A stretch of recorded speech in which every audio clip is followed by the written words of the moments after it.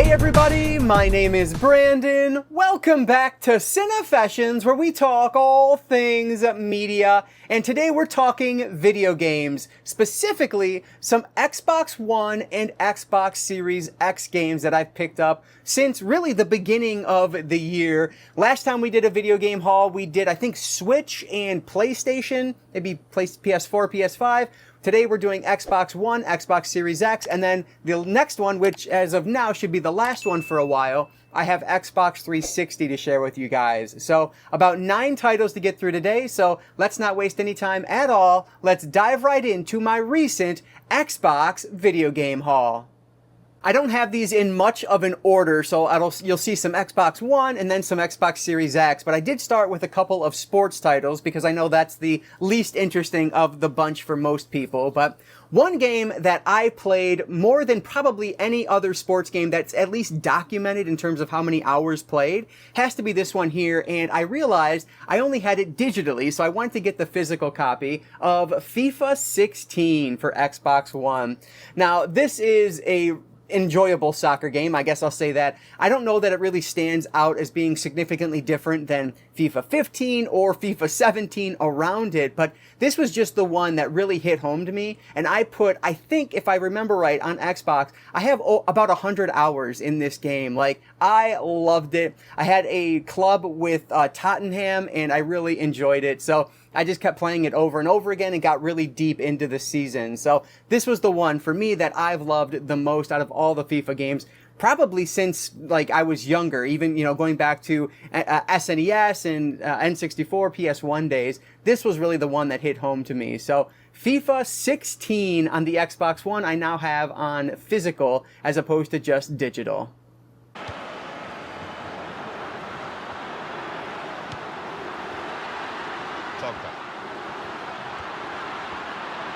The shot's on. It's a goal.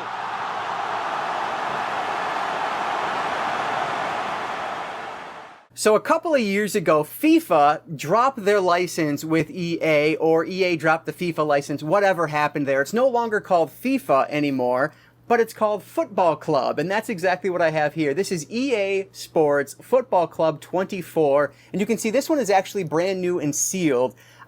Honestly, it's been a couple months now. I don't remember where I got this, but I know that it was super cheap, so that's why I ended up grabbing it. I've not heard too much about this one compared to like the latest one, so I don't really know how this is going to be, but I'm hoping it's enjoyable, and it's Xbox Series X, so I'm sure the graphics will be a notable upgrade from FIFA 16, which, like I said, is really the last one that I put any significant amount of time into, but hopefully FC24 will be just as enjoyable with improved graphics, but we'll see. This is EA Sports FC24.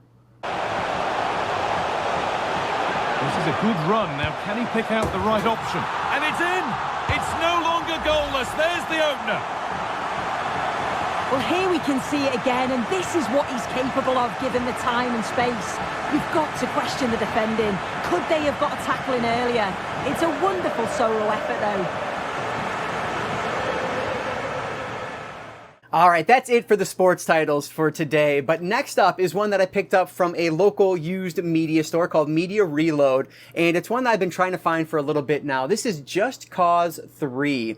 So I've heard that this is one of the better of this series, and because it was available on Xbox One, I wanted to grab it. Now, of course, I'll end up playing this on my Xbox Series X, but I never really played any of the Just Cause series, and I don't even remember if I own any of the other ones at this point. I think it was Just Cause 4 for a very long time. I never ended up playing it. I ended up selling it, but I got the itch to play a big open world game like this again, so I decided to pick up Just Cause 3. Looking forward to checking this one out and seeing if it's any good. It's just going to be, you know, how I'll use it for the most part. It's just kind of that sandbox style where you can go anywhere and kind of do anything. So that's what I'm most looking forward to with Just Cause 3. So hopefully this one will be as good as people say it is. This is Just Cause 3.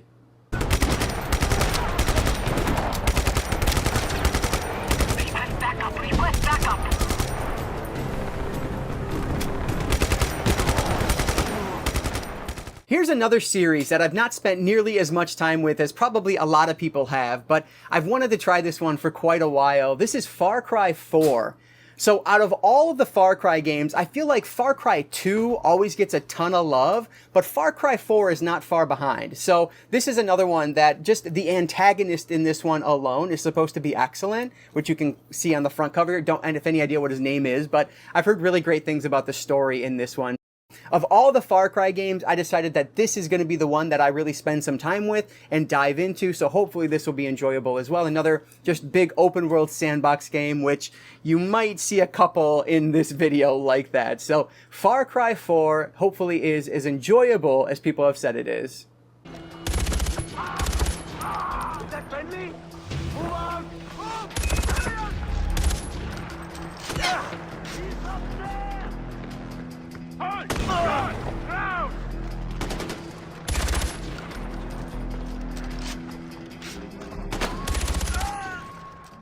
So admittedly, this one I haven't heard a ton of great things about, but this is another open world game, at least as far as I know. This is Dead Island 2, and you can see here this is the Day 1 edition, which I think pretty much everything you get is the Day 1 edition, but this is one that I only grabbed because it was so cheap. This was literally $5 at Disc Replay, so I was like, well, you know what? I might as well grab this one and give it a shot. I did play the original Dead Island, and I thought it was pretty good, but I never got too terribly far in it, maybe a few hours, and I enjoyed it, but that was about it. Dead Island 2, I'm hoping I will like a little bit more. Maybe it'll catch me a little bit more than the first one, and just make me want to keep coming back to it. I've heard that you don't really need to have completed the first game to pick up the second one, or the sequel Riptide. I heard that one is kind of, you don't have to play it to really understand what's going on here. So looking forward to checking this out. This is Dead Island 2.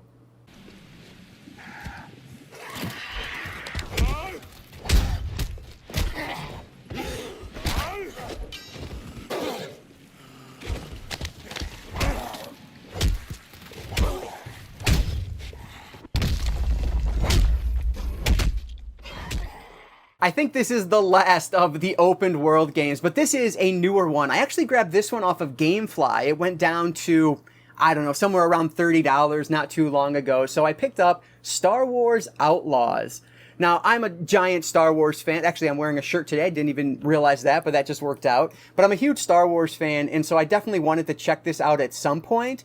I know when this first released, there were a lot of bugs and people were complaining about it, but from what I hear, everything like that has been patched, and so it's a much more playable game today. Even if it's not an excellent game, I'm sure I'm going to get a kick out of it just spending time in this world. So really looking forward to seeing what this one has to offer. Hopefully it'll be enjoyable. We have Star Wars Outlaws. Okay, Denyon. I'm in position. Starting the fireworks. Get inside. I'll get the alarm! I bet you can see that happening. They went this way. Find them, you hear me?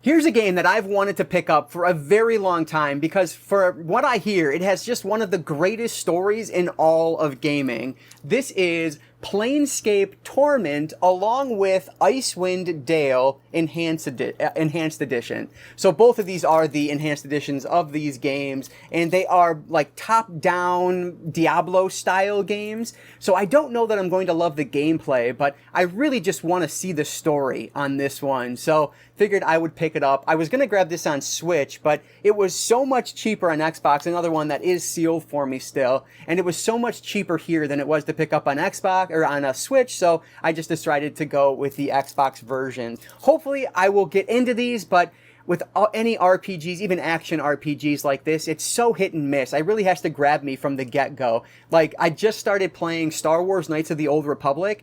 I'm right at the beginning, and I'm already not loving it, so I just don't know if I'm going to go back to that one or not, but hopefully I will, because that's another one that the story is supposed to be excellent in it. But anyway, I'm rambling. This is Plscape Torment and Icewind Dale Enhanced Editions.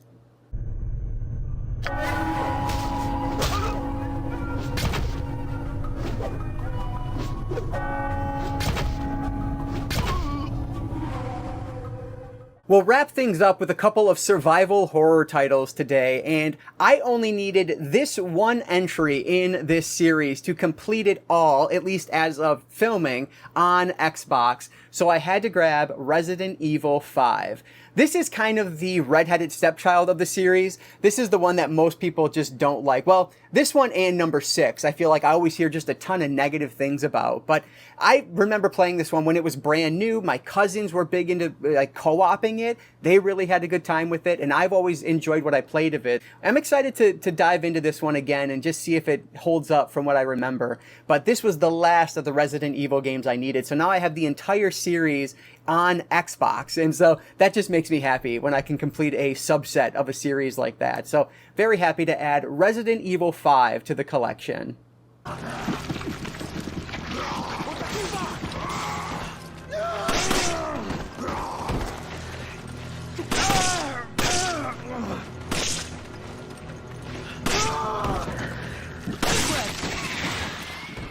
And last but not least is a newer title, and one that I frankly was afraid is just going to be really hard to find in a couple of years, so had to grab it. I picked this one up from Disc Replay for a really good price, under 30 bucks, but this is the Alone in the Dark remake, which actually, if I'm not mistaken, I think in June, when I'm filming this, I think you can get this as part of the like PlayStation Plus if you have that, which I'm currently not subscribed to, so that doesn't help me, but either way, I'm happy to have this one on Xbox Series X.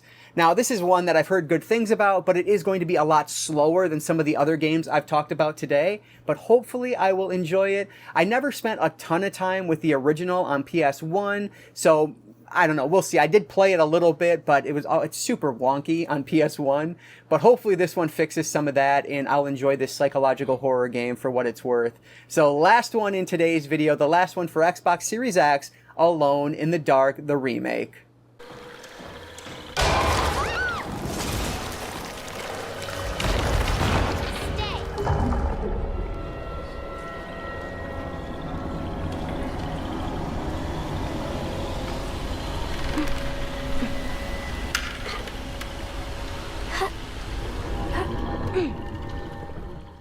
Alright, so a bit short and sweet today, only 9 titles, but all that I think are going to be a lot of fun once I get around to them. And as I mentioned earlier, I have one more stack over there. Those are Xbox 360 games, so you should see that pile in the coming weeks here. But I want to hear from you guys down in the comments below. Let me know what you've played from this stack, anything that I need to put at the top of my list that is must play today. Let me know what you think down in the comments below. Thank you guys so much for watching this video and making it all the way to the end. That really does help out the channel. And before I let you all go, I'll just encourage you all to consume some media today. Thanks again for watching, and I will catch you all next time.